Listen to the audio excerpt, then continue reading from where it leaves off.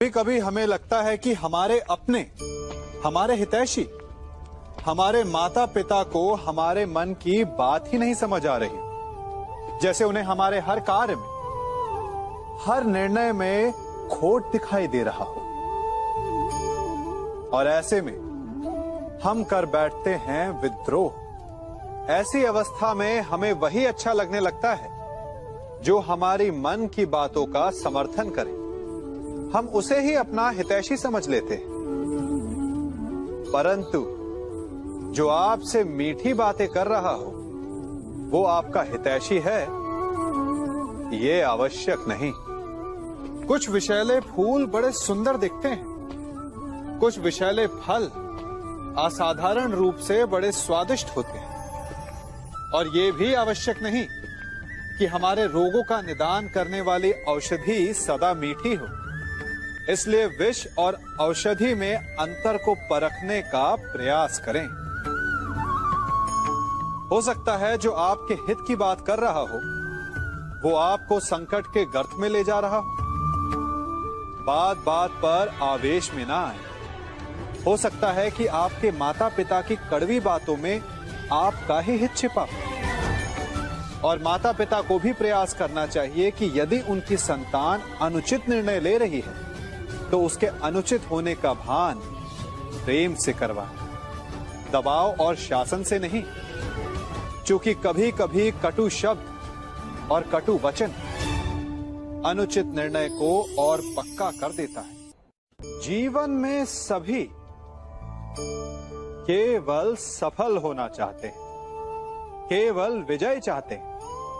कोई भी पराजित नहीं होना चाहता, कोई भी असफल नहीं होना चाहता, कोई भी नहीं चाहता कि उसके प्रयास व्यर्थ जाए।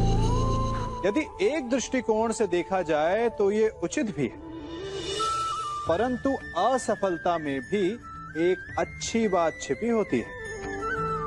कैसे? मैं बताता हूं।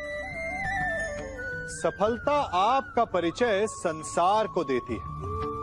विजय के पश्चात संसार आपको जानने लगता है और असफलता आपका परिचय संसार से करवाती है। पराजय के पश्चात आप अपने जीवन को जानने लगते हैं। इसलिए सफलता और असफलता से घबराए नहीं। यदि आपकी सोच सकारात्मक रहेगी तो यही असफलता, यही पराजय आपको और अधिक शक्तिशाली बनाकर प्रस्तुत करेगी और जीवन में विजयी बनाएगी। से ये सृष्टि बनी है। नदी की धारा और चट्टान के मध्य सदा संघर्ष रहा है, परंतु हर बार चट्टान की कठोरता को हारना पड़ता है और नदी की धारा कोमल होते हुए भी कठोर चट्टान को काट देती है। कभी सोचा है क्यों चट्टान इतनी कठोर और जल इतना कोमल, चट्टान इतनी दृढ़ और जल इतना लचीला, फिर भी सदा जल कठोर चट्टानों के मध्य से अपना मार्ग बना ही लेती है? कारण केवल एक है और वो है लगातार चलने की क्षमता। जल बढ़ता रहता है, चट्टान अडिग रहती है। इसी कारण जल चट्टान को काटकर मार्ग बना लेता है। इसलिए लगातार चलते रहिए, रुकिए मत, क्योंकि चट्टान जैसी हर समस्या को आप भी जल की तरह काट सकते हैं। हम सब शीघ्र ही सफलता चाहते हैं, ढेर सारी संपत्ति और सुख चाहते हैं। और ऐसे में कई बार हम छोटे मार्गों का चयन कर लेते हैं, वो मार्ग जिनमें परिश्रम नहीं होता, जिनमें होता है तो केवल छल, कुटिलता और भाग्य का सहारा। जैसे कि जुआ।